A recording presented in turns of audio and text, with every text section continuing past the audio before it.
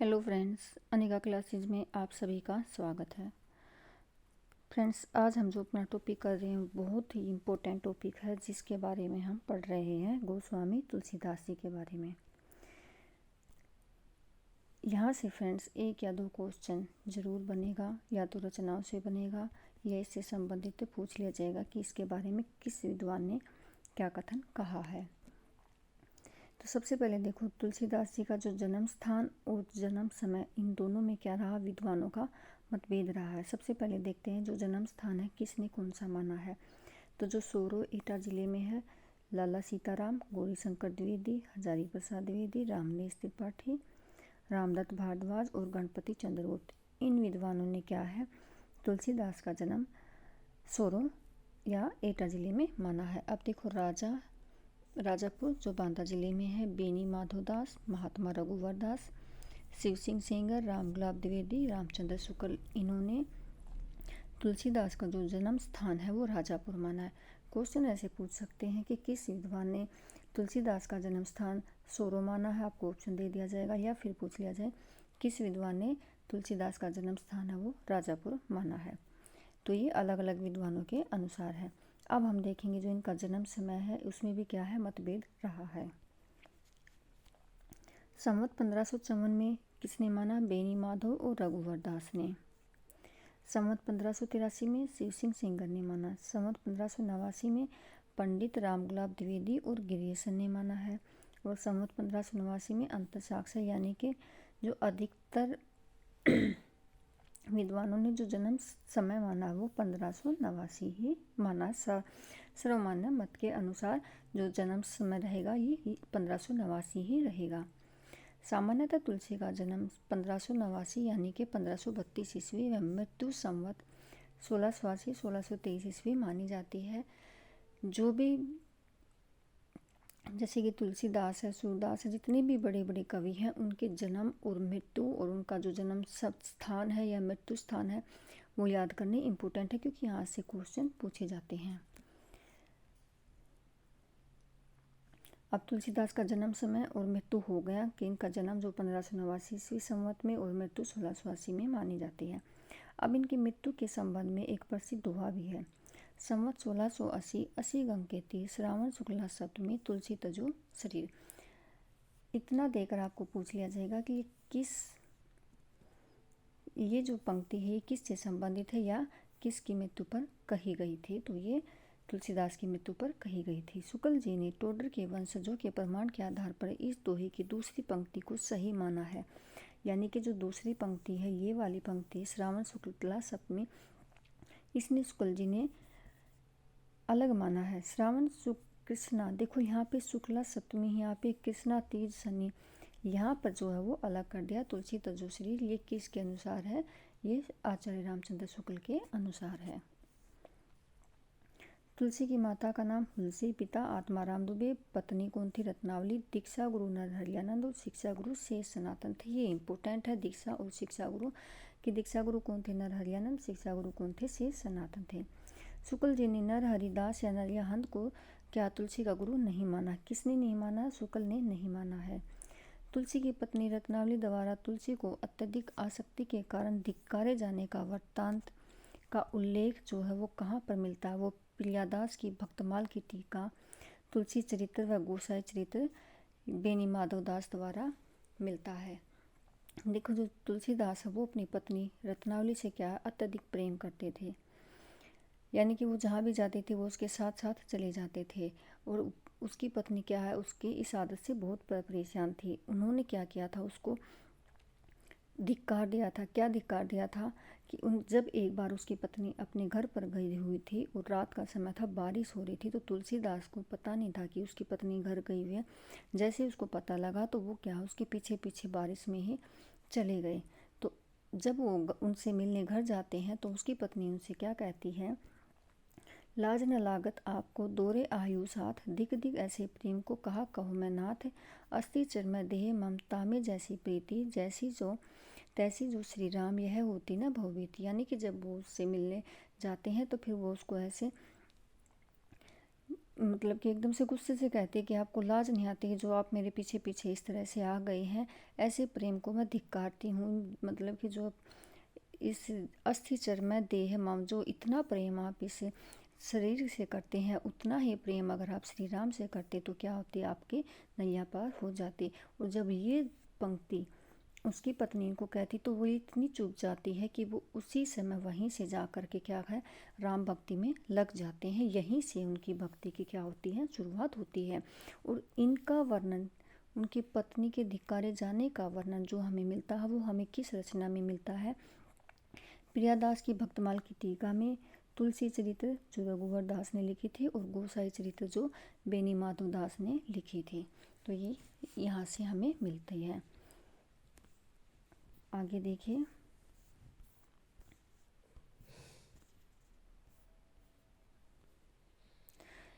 तुलसी के जीवन की अलौकिक घटनाओं का जो चित्रण है वो किस में मिलता है, गोसाई चरित्र में मिलता है। यानी कि जो तुलसी के जीवन की जो भी घटनाएं हैं उनका वर्णन हमें गोसाई चरित्र में मिलता है। और गोसाई चरित्र किसकी थी, अभी हमने पढ़ा था, बेनी माधव दास की। शुक्ल के अनुसार हिंदी काव्य की प्रौढ़ता के युग का आरंभ, मोस्ट इम्पोर्टेंट है, हिंदी काव्य की प्रौढ़ता के युग का आरंभ तुलसीदास के द्वारा किस विद्वान ने माना है, आचार्य रामचंद्र शुक्ल ने माना है। रहीम, महाराजा मानसिंह, नाभाजी, टोडर, मधुसूदन सरस्वती आदि तुलसी के लिए क्या है, मित्र हैं। कौन कौन थे, रहीम थे, महाराजा मानसिंह, नाभाजी, टोडर, मधुसूदन सरस्वती। रहीम जो है तुलसीदास के क्या है, बहुत ही प्रिय मित्र रहे हैं। रहीम की इनकी समय समय पर दोहा में क्या होती थी, लिखा पढ़ी भी होती थी। टोडर की मृत्यु पर तुलसी ने दोहा लिखा है, ये बहुत ही इंपॉर्टेंट दोहा है। ये दोहा देकर पूछ लिया जाता है कि ये किसने लिखा था या किसके संबंध में लिखा था। चार गांव को ठाकुरों, मन को महामहीप, तुलसी या कलिकाल में अस्थिर टोडर द्वीप। ये क्यों लिखा था, क्योंकि जब तुलसीदास रचना कर रहे थे, रामचरितमानस की रचना कर रहे थे, तो वो जहाँ पर रहते थे वहाँ के लोगों ने क्या किया था, उनको वहाँ से निकाल दिया था कि आप यहाँ पर ऐसी रचना कर रहे हो, इससे क्या है, हमारे बीच में क्या है, जो हमारे आसपास के समुदाय के लोग हैं उनमें क्या है, मन मुटाव हो रहा। लेकिन इसको कहीं भी नहीं रहने दिया जा रहा था। तो जो टोडरमल थे, अकबर के दरबारी कवि, ये इसके मित्र थे, उन्होंने उनको रहने की जगह दी थी। तो तब उन्होंने कहा था, चार गाँव के ठाकुरों, मन को महामही, तुलसी या कलिकाल के अस्थिर टोडर द्वीप। राम धाम टोडर गए, तुलसी भई असोच, जेबो पुनीत बिनु, यह जानी संकोच। ये इम्पोर्टेंट पंक्ति है। आगे देखिए, शुक्ल जी तुलसीदास को रामानंद की वैराग्य परंपरा में नहीं मानते हैं। रामानंद की वैराग्य परंपरा में शुक्ल जी नहीं मानते हैं। वे उन्हें स्मार्ट वैष्णव कहते हैं। क्या कहते हैं, स्मार्ट वैष्णव कहते हैं। तुलसीदास पर विशिष्ट द्वैतवाद व श्री संप्रदाय, इम्पोर्टेंट है कि किस संप्रदाय या किस वाद का प्रभाव था तुलसीदास पर, तो विशिष्ट अद्वैत और श्री संप्रदाय का प्रभाव था। मधुसूदन सरस्वती ने तुलसीदास को चलता फिरता तुलसी तरु कहा है। किसने कहा है, मधुसूदन सरस्वती ने कहा है। अकबर के समकालीन होते हुए भी आईने अकबरी में तुलसीदास का जो है उल्लेख नहीं मिलता है। क्वेश्चन ऐसे बनेगा कि आईने अकबरी में किस कवि का वर्णन नहीं है। आपको कबीर, सूर, तुलसी, जायसी ऐसे मिलेगा। तो जो तुलसी है उसमें तुलसीदास जी हैं वो क्या है, उसका आईने अकबरी में हमें कहीं भी वर्णन नहीं मिलता है।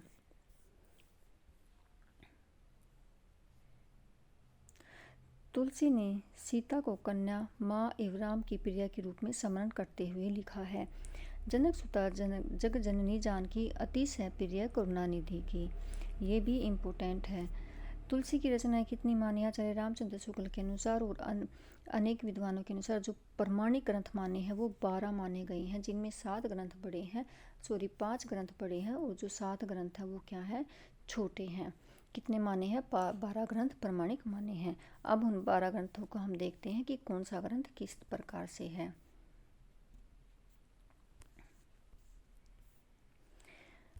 एक तो जो इनकी ग्रंथ हैं इनका एक समय पूछ लिया जाता है, या फिर इनको क्रम से लगाने में भी पूछ लिया जाता है, या फिर क्रम से लगाने में नहीं तो इनकी भाषा या फिर इनका काव्य रूप है ये पूछ लिया जाता है। जो हम इनसे इम्पोर्टेंट है वो पढ़ेंगे। जो सबसे पहला है, यहाँ पर थोड़ा ब्लर है, दिख नहीं रहा, वैराग्य संदीपनी है। वैराग्य संदीपनी का समय संवत 1626 से 1627 ईस्वी है। वैराग्य संदीपनी की भाषा ब्रज है, दोहे 64 हैं, सोरठे 2 हैं, 2 चौपाइयाँ 14 हैं। ये इम्पोर्टेंट नहीं, लेकिन फिर भी हम इनमें देख लेते हैं क्योंकि एग्जामिनर का नहीं पता कहाँ से क्या पूछ लिया जाए। ये इम्पोर्टेंट है कि इसका काव्य रूप क्या है। ये मुक्तक काव्य है। वैराग्य संदीपनी मुक्तक काव्य है, ब्रज भाषा में लिखी गई थी। अब है रामाज्ञा प्रश्नावली। ये भी 1627 ईस्वी संवत है। भाषा अवधि है, दोहा छंद दोहा में लिखी गई हो। इसकी जो शैली है, काव्य रूप है, वो भी क्या है, मुक्तक है। रामललन है 1628 संवत में लिखी गई, ठेठ अवधि में लिखी गई थी, सोहर छंद है और प्रबंध काव्य में लिखा गया था। जानकी मंगल है संवत 1629 ईस्वी में लिखी गई। भाषा इसकी अवधि है, सोहर छंद। ये देख लेना कि ये 216 सोहर है और प्रबंध खंड काव्य में लिखा गया है जानकी मंगल। अब रामचरितमानस 1600 संवत 1631 में। भाषा अवधि है, दोहा चौपाई में लिखी गई है और काव्य रूप कैसा है, ये प्रबंध काव्य है। पार्वती मंगल संवत 1643 ईस्वी में। भाषा इसकी अवधि है, मंगल और हरिगीति का छंद में लिखी गई है, प्रबंध खंड काव्य में लिखी गई है पार्वती मंगल। अब है कृष्ण गीतावली संवत 1643 ईस्वी में। भाषा ब्रज है, पद दिए हुए इसमें और ये क्या है, गीति काव्य है, गीति मुक्तक काव्य है। तो जो ये रचनाएं हैं इनका हमें क्या है, इनका समय, इनकी भाषा और इनका जो काव्य रूप है ये इम्पोर्टेंट है। कौन सा किस भाषा में लिखा गया है, कौन सा मुक्तक काव्य है, कौन सा प्रबंध काव्य है। अब आगे देखिए गीतावली। गीतावली संवत 1630 ईस्वी में। भाषा जो है इसकी ब्रज है, पद में लिखा गया है और गीति मुक्तक काव्य में लिखा गया है। अब है विनय पत्रिका। विनय पत्रिका जो संवत 1631 ईस्वी। भाषा इसकी ब्रज है, ये भी क्या है, पदों में लिखा गया है और ये क्या है, गीति काव्य मुक्तक काव्य है, गीति मुक्तक काव्य है। विनय पत्रिका को क्या कहते हैं, राम विनयावली भी कहते हैं। विनय पत्रिका को राम विनयावली भी कहते हैं। अब है दोहावली संवत 1626 ईस्वी में। भाषा जो है ब्रज है, दोहा सोरठा में लिखी गई है और जो काव्य रूप है वो क्या है, मुक्तक है। बरवे रामायण जो है 1630 ईस्वी में लिखी गई थी। संवत 1600 में, देखो ये जितनी भी हैं ये संवत में है। अवधि भाषा में लिखी गई थी, बरवे छंद है और मुक्तक काव्य में लिखा गया है। अब है कवितावली। कवितावली को ही हनुमान बाहु कहा जाता है। संवत 1631 में लिखा गया था, ब्रज भाषा है, कवित छप्पर सवैया में लिखा गया है और इसका जो काव्य रूप है ये क्या है, मुक्तक काव्य है। तो जो ये 12 रचनाएं हैं, जो प्रमाणिक रचनाएं हैं, इनकी हमने सन, भाषा और जो काव्य रूप है हमने देखा है, क्योंकि यहाँ से क्वेश्चन बनता है, ये मोस्ट इम्पोर्टेंट है, इनको आप अच्छे से करना। अब देखिए जो कवितावली रचना है उसको ही क्या हनुमान बाहु की माना गया है। तुलसीदास की प्रथम रचना वैराग्य संदीपनी तथा आखिरी रचना कवितावली को माना जाता है। कुछ विद्वान रामलला नेछुक को पहली रचना मानते हैं। अब देखा, कुछ विद्वान मानते हैं, लेकिन जो वैराग्य संदीपनी है मोस्ट जो मानी गई है वो वैराग्य संदीपनी पहली रचना मानी गई है। हनुमान बाहु को कवितावली से अलग रचना मानते हैं, कुछ विद्वान मानते हैं। इसी आधार पर तुलसी की अंतिम रचना हनुमान बाहु मानी जाती है। कुछ कवितावली मानते हैं विद्वान, कुछ मानते हैं कि जो हनुमान बाहु है वो कविता तुलसीदास की जो है अंतिम रचना है। इसमें भी क्या है, रचना में मतभेद है।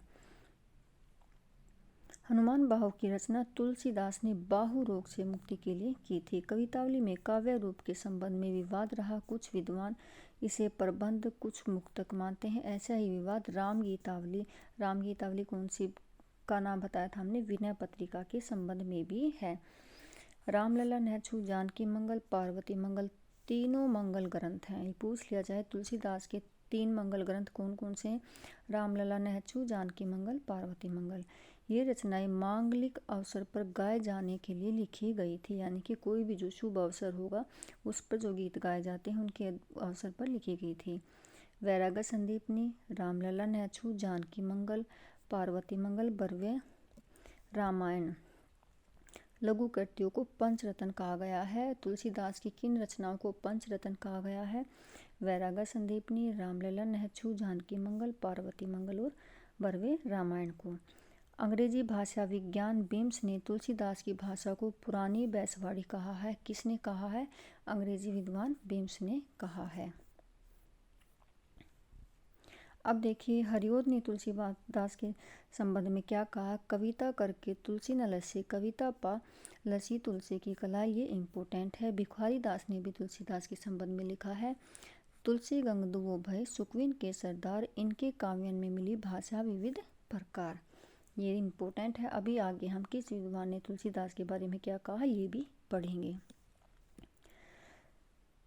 तुलसीदास ने हिंदी साहित्य के इतिहास में लिखा है, भाषा पद के शुक्ल ने लिखा है, शुक्ल ने हिंदी साहित्य के इतिहास में लिखा, जो उनका हिंदी साहित्य का इतिहास है उसमें उन्होंने क्या लिखा है?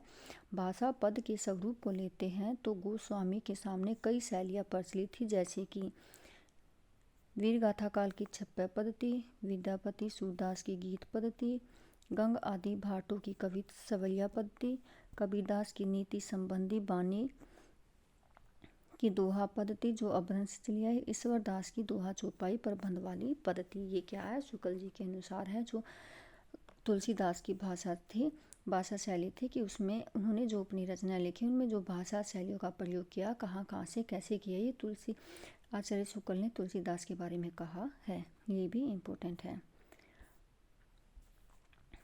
अब जो इम्पोर्टेंट है, इनकी जो मोस्ट इम्पोर्टेंट रचना है वो है रामचरितमानस। रामचरितमानस के संबंध में बहुत सारे क्वेश्चन बनते हैं, तो हम अब इसको पढ़ते हैं। रामचरितमानस की रचना कब हुई थी? संवत 1631 ईस्वी में हुई थी। देखो ये तो सभी को पता, संवत 1631 में हुई थी, लेकिन देखो कब हुई थी ये भी पूछ लिया जाता है। कब से शुरुआत हुई थी? चैत्र शुक्ल रामनवमी के दिन क्या था? मंगलवार को आरंभ की थी। मोस्ट इम्पोर्टेंट है। कब शुरू हुई थी? चैत्र शुक्ल रामनवमी मंगलवार के दिन इस रचना को क्या किया गया था? शुरू किया गया था। और इसके संदर्भ में एक पंक्ति भी, संवत 1631 करो कथा हरि पद सीसा, ये पंक्ति देकर पूछ लिया जाएगा कि ये किस रचना के संदर्भ में कही गई है? तो ये रामचरितमानस के संदर्भ में कही गई है। रामचरितमानस की अधिकांश रचना अयोध्या में हुई है। ये भी पूछा जाता है किस रचना का वर्णन किस जगह पर हुआ है। कुछ अंश विशेषतः किस किंधाकांड कहाँ पर है? काशी में रचा गया। और जो मोस्ट रचना हुई थी वो अयोध्या में ही हुई थी। इसका समय भी बहुत इम्पोर्टेंट है। 2 वर्ष 7 माह 26 दिन इसको लिखने में लगे थे। 2 वर्ष 7 माह 26 दिन। मानस में कितने हैं? 7 कांड हैं। पहला कांड बालकांड, अयोध्या कांड, अरण्य, किष्किंधा, सुंदर, लंका और उत्तर। ये कांड भी बहुत इंपॉर्टेंट है क्योंकि इनको क्रम से लगाने में पूछ लिया जाता है कि कौन सा कांड पहले है और कौन सा कांड बाद में है। इसके मुख्य छंद हैं दोहा व चौपाई। कौन से छंद में लिखा गया है? दोहा चौपाई में लिखा गया है। बीच बीच में अन्य छंदों का भी प्रयोग हुआ, लेकिन जो मोस्ट है वो है दोहा और चौपाई। प्राय 8 अर्धालियों के बाद दोहा है। ये इम्पोर्टेंट है। कितनी अर्धालियों के बाद दोहा है? 8 अर्धालियों के बाद दोहा व यही कड़वक संख्या दी गई है। कुल कड़वक कितने हैं? 1074। ये भी इम्पोर्टेंट है कि जो रामचरितमानस में जो कड़वक हैं वे कितने हैं? 1074 हैं। दोहा कितनी अर्धालियों के बाद है? 8 अर्धालियों के बाद है। इसमें प्रासंगानुकूल सभी रसों का समावेश है, किंतु शांत रस की प्रधानता। किस रस की प्रधानता रही है? शांत रस की प्रधानता रही है। देखो ये इम्पोर्टेंट है। मानस का जो हृदय स्थल कहा गया है वो किस कांड को कहा गया है? अयोध्या कांड को कहा गया है। मानस का हृदय स्थल अयोध्या कांड को कहा गया है। चित्रकूट सभा जो अयोध्या कांड में है, लोकनीति, वेदनीति, राजनीति का समन्वय है। शुक्ल जी ने इसे आध्यात्मिक घटना कहा है। किसको कहा है आध्यात्मिक घटना? चित्रकूट सभा को। जब पूछ लिया जाए किस कांड को आध्यात्मिक घटना कहा है, तो अयोध्या कांड को।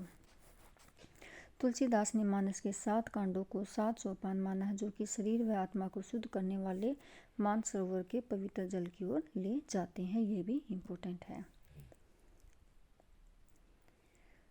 शुक्ल ने रामचरितमानस को लोक मंगल की साधना अवस्था कहा है। ये भी बहुत ही इम्पोर्टेंट है कि रामचरितमानस को लोक मंगल की साधना अवस्था किसने कहा है? आचार्य रामचंद्र शुक्ल ने कहा है। मानस में कितने घाट हैं? 4 हैं। और संवाद भी कितने हैं? 4 ही संवाद हैं। तुलसी ने मानस की तुलना किससे की है? सरोवर से की है। ये इम्पोर्टेंट है। 4 घाट है, 4 सरोवर है, और जो तुलना की है रामचरितमानस की वो सरोवर से की है। सबसे पहले देखो हम घाट देखेंगे, उसके बाद हम जो 4 संवाद हैं वो देखेंगे। राजघाट, पनघट, पंचायती घाट और गोघाट, 4 घाट है। राजघाट में क्या है? विशेष जनों के लिए होता है। इसमें क्या है? इसे ज्ञान घाट भी कहा जाता है। इसका आशय शिव पार्वती संवाद से है। ये जो 4 घाट हैं ये चारों संबंधों से रिलेटेड है। जो शिव पार्वती संवाद है वो किस में है? राजघाट में है। जो 4 संवाद है उसमें जो पहला संवाद है वो कहाँ से होता है? शिव पार्वती संवाद से ही होता है। अब पनघट, पनघट में सती नारियों के लिए पनघट का विशेष अर्थ पूर्ण इस सती स्त्री जो प्राय पुरुष की छाया भी स्पर्श ना करे, इसे उपासना घाट कहा गया है। राजघाट को ज्ञान घाट कहा गया है, पनघट को उपासना घाट कहा गया है। इसका आशय किस संवाद से है? काकभुसुंडी और गुरुड़ संवाद से है। ये इम्पोर्टेंट है। किस घाट का संबंध किस संवाद से है? मोस्ट इम्पोर्टेंट तो इसमें यही है। अब है पंचायती घाट। ये जनसाधारण से है। इसमें कर्म घाट कहा गया। इसका आशय है याज्ञवल्क्य भारद्वाज संवाद से है। पंचायती घाट का संबंध किस संवाद से है? याज्ञवल्क्य भारद्वाज संवाद से है। अब गोघाट, दीनहीन यानी कि ये सभी के लिए है। इसका संवाद किससे है? तुलसी सकल मानस संवाद से है। ये इम्पोर्टेंट है। किस घाट का संबंध किस संवाद से? इसमें 4 ही संवाद है, 4 ही घाट है। और जो पहला संवाद है वो किससे शुरू होता है? शिव पार्वती से ही शुरू होता है। इसमें पूछ लिया जाए कि तुलसीदास में किसका संवाद नहीं है, तो राम और सीता का संवाद नहीं है। किससे शुरू होता है? शिव और पार्वती से शुरू होता है। राम और सीता का संवाद नहीं है। मानस के 4 घाट अर्थात 4 संबंधों में 4 कल्प की राम कथा है। हर घाट के माध्यम से राम को प्राप्त किया जा सकता है। मानस में सीता त्याग शंभुक वध का प्रसंग नहीं मिलता है। मानस की पहली टीका वो किसने लिखी थी? रामचरण दास ने लिखी थी। ये इम्पोर्टेंट है। मानस पर सर्वाधिक प्रभाव किसका है? अध्यात्म रामायण का पड़ा है। और ये इम्पोर्टेंट है। तुलसी ने सर्वप्रथम रसखान को मानस सुनाई थी। एक बार ये क्वेश्चन एस्टेट में भी पूछा गया था कि रामचरितमानस तुलसीदास ने सबसे पहले किसको सुनाई थी? तो रसखान को सुनाई थी।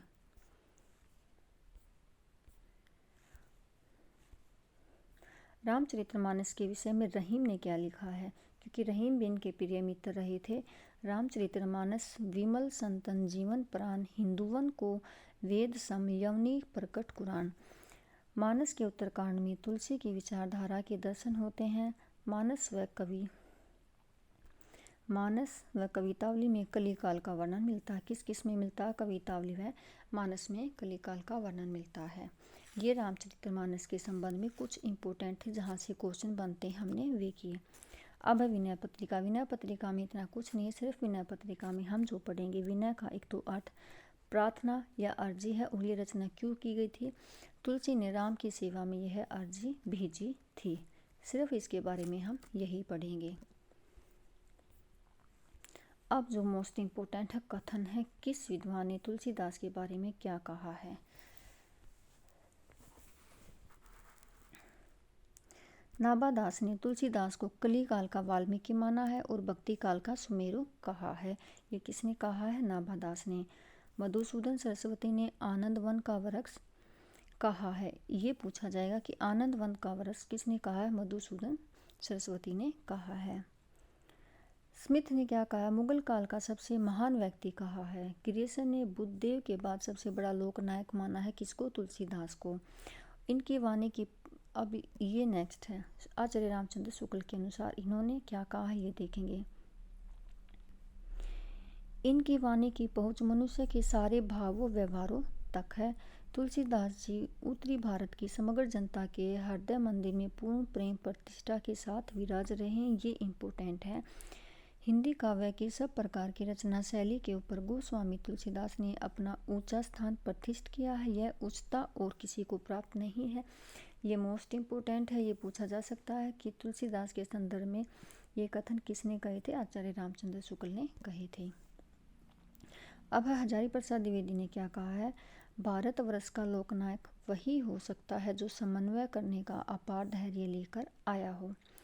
तुलसी का सारा काव्य समन्वय की विराट चेष्टा है। तो ये किसके अनुसार है? हजारी प्रसाद द्विवेदी के अनुसार है। हिंदी का जातीय कवि किसने कहा? रामविलास शर्मा ने। किसको कहा है? तुलसीदास को कहा है। भिखारी दास के बारे में अभी हमने पढ़ा था। देखो, तुलसी गंग दुओ भय सुकवीन के सरदार, इनके काव्य में मिली भाषा विविध प्रकार। ये किसके द्वारा है? भिखारी दास के द्वारा है। अयोध्या सिंह उपाध्याय हरिओद ने क्या कहा? कविता करके तुलसी न लसी, कविता लसी पा तुलसी की कला। लाला भगवान दीन और बच्चन सिंह ने रूपकों का बादशाह कहा है तुलसीदास को। आचार्य रामचंद्र शुक्ल ने अनुप्रास का बादशाह कहा है। डॉक्टर उदय भानु सिंह ने उत्प्रेक्षाओं का बादशाह कहा है तुलसीदास को। ये थे अलग अलग विद्वानों के अनुसार तुलसीदास के संबंध में कथन। किस विद्वान ने तुलसीदास को क्या माना है, क्योंकि ये भी इम्पोर्टेंट है, यहाँ से भी क्वेश्चन पूछा जाता है। तो फ्रेंड्स, हमने ये जो तुलसीदास के संबंध में जितने भी कथन थे हमने पढ़ा, उनकी रचनाओं के बारे में पढ़ा, समय पढ़ा, किसने क्या कहा है ये पढ़ा। नेक्स्ट क्वेश्चन में फ्रेंड्स हम अपना एक जो है अब हम जो करेंगे वो कृष्ण काव्य शुरू करेंगे। उससे पहले मैं सोच रही हूँ आपको एक टीजीटी का जो 2021 का क्वेश्चन पेपर है वो दिखा दूँ। इससे क्या है फ्रेंड्स, साथ साथ में हम जो पेपर करेंगे ना, प्रीवियस ईयर पेपर भी करते रहेंगे, तो उससे एक तो हमें ये पता चलेगा कि हमने कितना पढ़ लिया है, एक हमें ये पता चलेगा कि जो हम तैयारी कर रहे हैं उस लेवल पे पहुँचे हैं या नहीं पहुँचे हैं, या हमें कहाँ पर कमी लग रही है, और हमें आइडिया हो जाएगा कि किस तरह से क्वेश्चन पूछे जाते हैं। तो कल जो एक वीडियो होगी वो हम प्रीवियस ईयर पर टीजीटी वाला करेंगे।